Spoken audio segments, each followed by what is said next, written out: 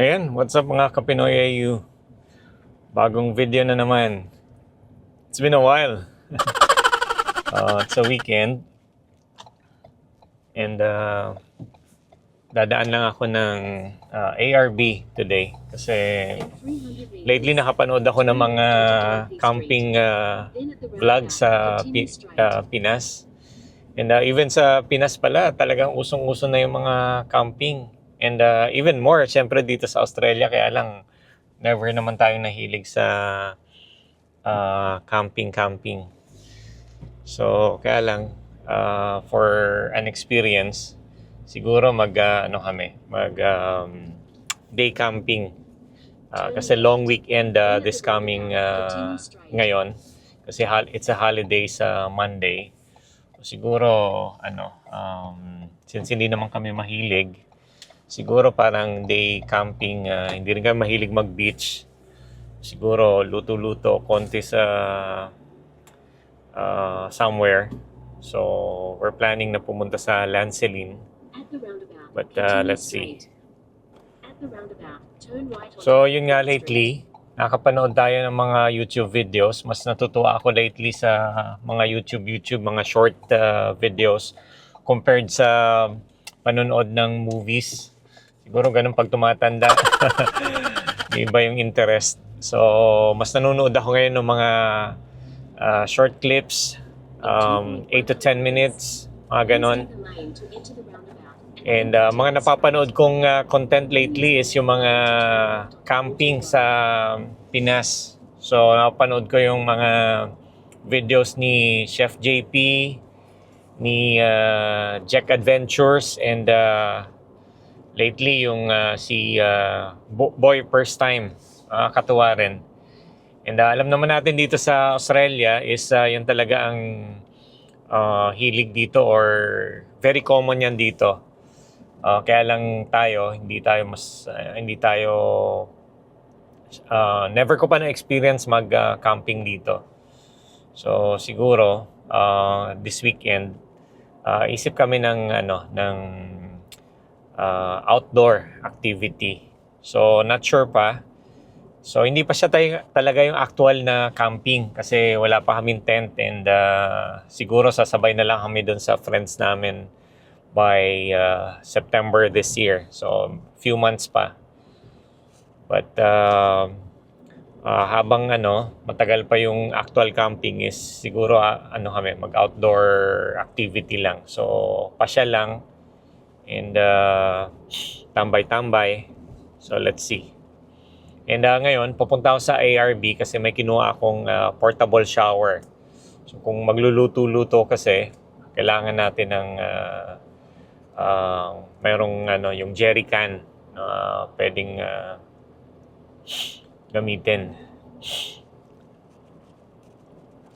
Para pag kailangan natin magugas-hugas. Yan.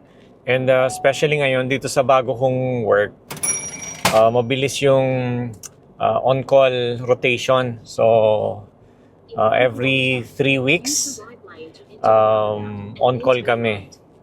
So, pag may mga major incident, kami yung magiging first line. Kami yung kailangang unang mag-assist pag on-call. So, that means hindi tayo makakagala ng malayo. Kasi pag weekend, kasi pag may tawag, so kailangan dapat in 15 minutes makapag-online kami and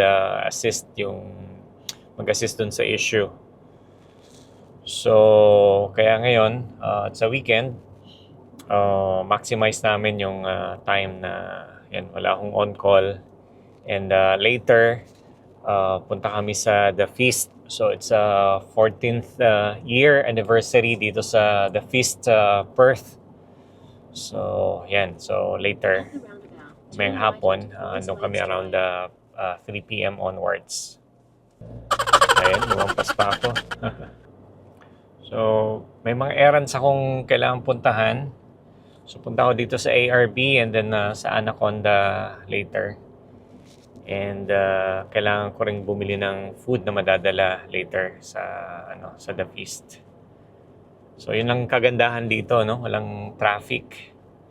Unlike sa atin sa Pinas, yung short errands, abutan ka ng siyam-siyam.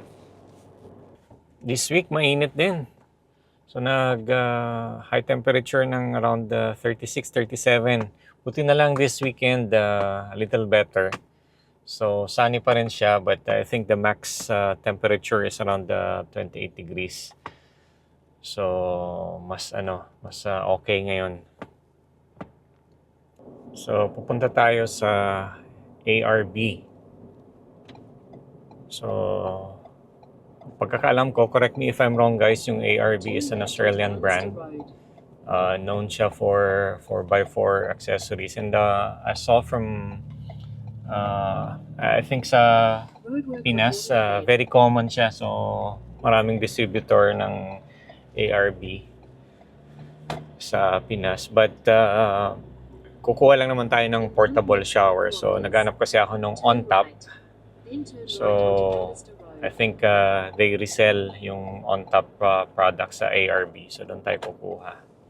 Ayan, so nandito tayo sa ARB, sa Canning Vale, known to by its 4x4 accessories. How I wish na may budget. Kasi on stock pa to si Bruce, itong sasakyan natin. But this time, hanap lang ako ng on-top product. So, yan, budget meal pa kasi tayo. But who knows, somehow, pag nagka-budget tayo, i-dress up naman natin to si Bruce. Pero sa ngayon, wala pa.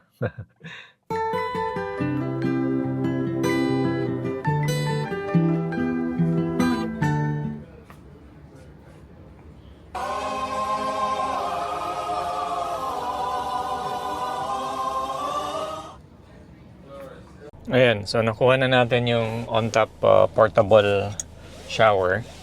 So, kailangan mo lang siya ng 12 volts, yung usual yung sa cigarette lighter. And then, mayroon na siyang pump, built-in pump. So, tingnan natin kung magagamit natin. And punta naman ako sa Anaconda just to get yung gazebo, na maliit na gazebo na binili natin. So,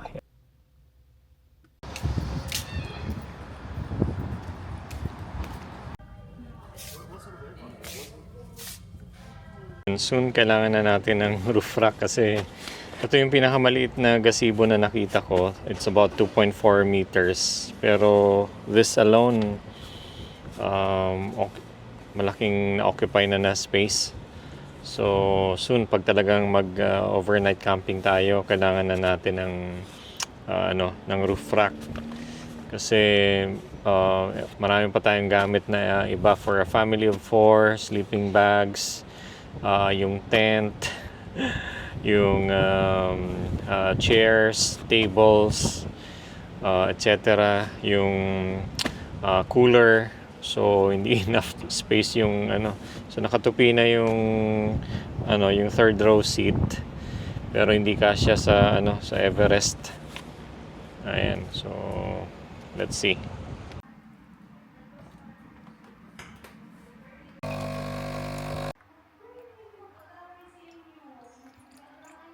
So nakuha na natin yung gazebo and then yung portable shower na on top.